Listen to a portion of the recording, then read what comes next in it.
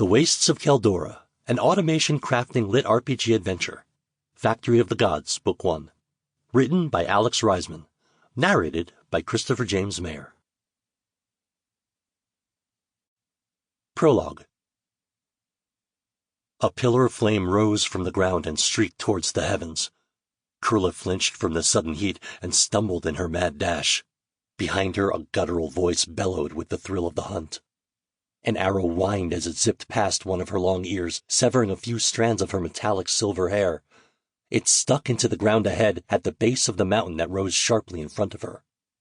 The cut on her arm, red blood contrasting with dark gray skin, pulsed in time with her pounding heart, and her ankle shot a lance of pain with every step. All in all, not one of Kurla's best days. She juked to the right moments before another arrow flew through the space she'd just vacated. It gave her a chance to see her attackers. 5 Urkin, each taller than her and broad of shoulders, their thick muscles cording under light green skin. Their horns curled back over their heads, and one of them had an arrow sticking into the horn from where Kurla had almost hit the skull. Time to see if she could hit the mark this time. Kurla flipped open the pouch for her inventory belt where she kept her bow, pulling it out in a fluid motion. With her other hand, she opened a different pouch. She took a half-second to leap to the side, letting another arrow whiz barely past her, and checked the interior of the flap. Arrows, 12 of 64. Not much left to work with. She had to make this shot count. The other Urkin were readying their bows. Urkin bows were twice as thick and strong as her own, and nearly as long as their holders were tall. If an arrow hit her straight on, it would drive through bone and come out the other side. Her own arrows didn't have that kind of power. But no one could aim like an Aleph. Kurla steadied her hand and clicked her tongue. The sound it made wouldn't register for the Urkin. Her antenna twitched, tasting the minute fluctuations in the air and waiting for the echo to reach her ears. All senses now attuned to her target, she let loose an arrow. It was true on its mark, streaking towards an Urkin's skull. He jerked his head at the last second. He bleated in pain as it caught in his horn instead of his skull, and a jerk of his hand sent his arrow flying wildly. Kurla clicked her tongue again and dropped her aim towards his chest, where nothing would obstruct her shot if he moved. A shield of shifting chains interposed itself between her and her target. The arrow stuck into the barrier and was snapped in half. Kurla swore and crouched down. A 6th Urkin crested over the hill behind his fellows.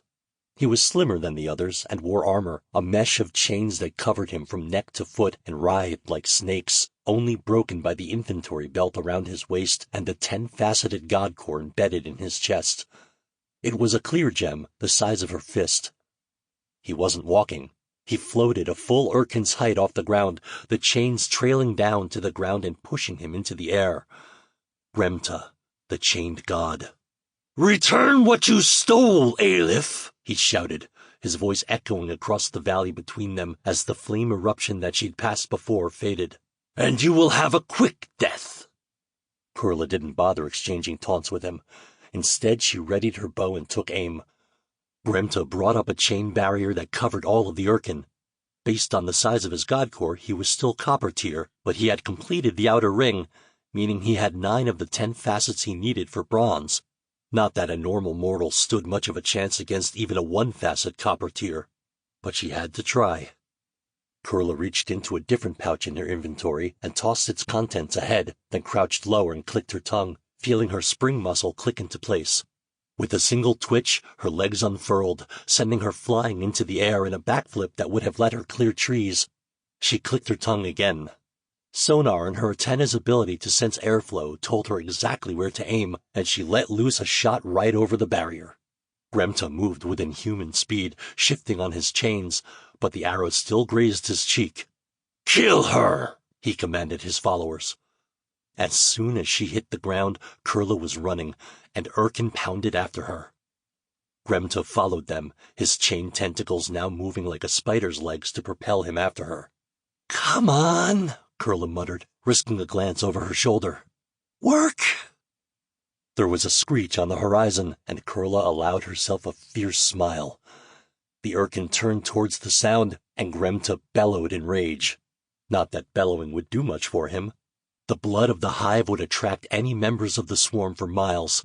These were simple soldier drones, and they Sample complete. Ready to continue?